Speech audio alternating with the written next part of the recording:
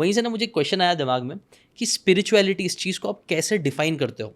Because मुझे ऐसा लगता है ना कि अगर किसी को भी इंसान को अच्छी ज़िंदगी जीनी है, और मुझे लगता है मेरा पूरा चैनल इसी के लिए डेडिकेटेड है, 4 चीज़ें बहुत इंपॉर्टेंट है: health, wealth, love and happiness. Right. और हैप्पीनेस मुझे लगता है विदाउट स्पिरिचुअलिटी हो ही नहीं सकता। हो ही नहीं ये मुझे लगता है ये मैंने भी पहले मैं सिर्फ हैप्पीनेस बोलता था, बट अब उसके साथ मैं स्पिरिचुअलिटी जोड़ता हूँ, बिकॉज विदाउट स्पिरिचुअलिटी जिंदगी अधूरी रहेगी। जैसे कि आपने भी बताया, कई सारे अमीर लोग रहते हैं, शायद से उनके पास हेल्थ है, पैसा भी है, रिलेशनशिप भी है, बट स्टिल एक अंदर से खालीपन रहता है। जी। वो खालीपन है ना, इवन कुरान में भी बताया जाता है, वो खालीपन तभी खत्म होगा जब आप अपना कनेक्शन बनाते हो गॉड के साथ। जी।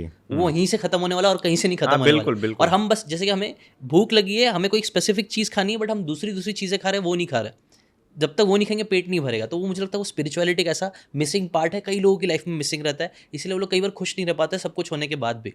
तो मैं स्पिरिचुअलिटी थोड़ी बहुत ऐसे समझता हूँ। अगर मैं आपसे पूछूँ स्पिरिचुअलिटी को आप कैसे डिफाइन करोगे, उस वर्ड का अर्थ क्या है आपके हिसाब से, तो कैसे बोलोगे? देखिए, स्पिरिचुअलिटी आपको, जैसे आपने बताया ना, स्पिरिचुअलिटी में मेरी डिक्शनरी में स्पिरिचुअलिटी का क्या डेफिनेशन है जानते हो? हैप्पीनेस। तो मैं कभी भी ऐसा नहीं कहता है कि spirituality will lead you to happiness. अच्छा, स्पिरिचुअलिटी इक्वल्स हैप्पीनेस। अच्छा, इक्वल टू है। ये मेरा खुद का डेफिनेशन है, और मैं खुद ये महसूस करता हूँ कि जब भी आप स्पिरिचुअल हो जाते हैं ना, तो आप ऑटोमेटिकली स्पॉन्टेनियसली आप हैप्पी हो ही जाते हैं। देखिए, being religious and being spiritual is different. जैसे रिलीजन की यदि आप बात करें तो कोई सनातनी हो सकता है, कोई मुस्लिम हो सकता है, कोई क्रिश्चियन हो सकता है, लेकिन जब आप स्पिरिचुअलिटी शब्द का इस्तेमाल करते हैं ना, तो उसमें सब एक हो जाता है। क्योंकि स्पिरिचुअलिटी आपको कुछ भी ऐसी चीज़ नहीं सिखाता, द्वेष रखना, कट्टरता रखना।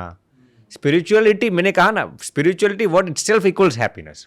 फिर उसमें सब चीज़ आ जाती है। कोई इंसान यदि स्पिरिचुअल होगा ना, तो वो आनंदित भी होगा, खुश भी होगा, उसका हेल्थ भी अच्छा होगा, वेल्थ भी उसके पास होगा। आपने जो कहा ना 4 क्राइटेरिया, लव भी होगा, सब कुछ स्पिरिचुअलिटी के अंदर, स्पिरिचुअल डोमेन के अंदर आ जाता है। ट्रू। मैंने ना किसी से तो स्पिरिचुअलिटी का डेफिनेशन एक पूछा था, और मुझे ये वाला डेफिनेशन मुझे भी बहुत अच्छा लगा था, जो आपने भी कहीं ना कहीं वही बताया, बट थोड़ा अलग वर्ड में है।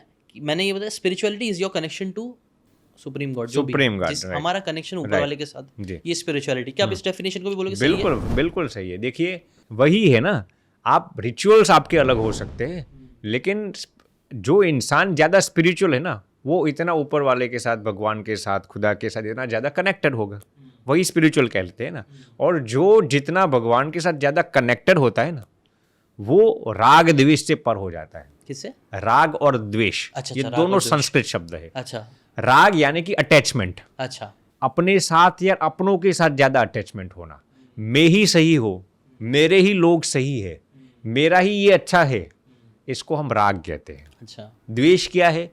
जो लोग मेरे नहीं है, जो मेरे साथ नहीं जुड़े हुए हैं, वो सब गलत है, अच्छा, खराब है, इसको हम द्वेष कहते हैं। अच्छा। तो जब आप स्पिरिचुअल हो जाते हैं ना, तो राग और द्वेष से पर हो जाते हैं। और जो इंसान राग और द्वेष से, जीशान भैया, पर हो जाता है ना, वो कभी भी दुखी नहीं हो सकता। देखिए, आजकल लोग राग को प्रेम शब्द का इस्तेमाल कर देते हैं। मैं थोड़ा साइड में आपको ले जाता हूँ। हाँ, प्लीज। लेकिन राग हमेशा आपको दुख देता है। राग यानी कि अटैचमेंट। प्रेम कभी भी आपको दुख नहीं देता। तो स्पिरिचुअलिटी आपको राग नहीं सिखाता, प्रेम सिखाता है। और प्रेम में कभी भी दुख की गुंजाइश नहीं हो सकती। प्रेम को कैसे डिफाइन करेंगे आप? प्रेम वही है कि आप देखिए, प्रेम की एक ही परिभाषा मैं कहता हूँ, आप यदि किसी को सच्चा प्रेम करते हैं ना, तो आप अपने आप को भूल जाते हैं। अच्छा। और आप उसको देने के लिए अपना सर्वस्व समर्पित कर देते हैं। अच्छा, ये आपका लव का डेफिनेशन। ये हाँ। अगर आपको ये बातें काम की लगी होगी तो do check out the full podcast यार, जाके देखो, डिटेल में चीज़ों को समझो, तब ज़्यादा अच्छे से समझ में आएगा, ज़्यादा अच्छे से आप अपनी ज़िंदगी में चीज़ें अप्लाई कर पाओगे। Thanks so much and subscribe this channel.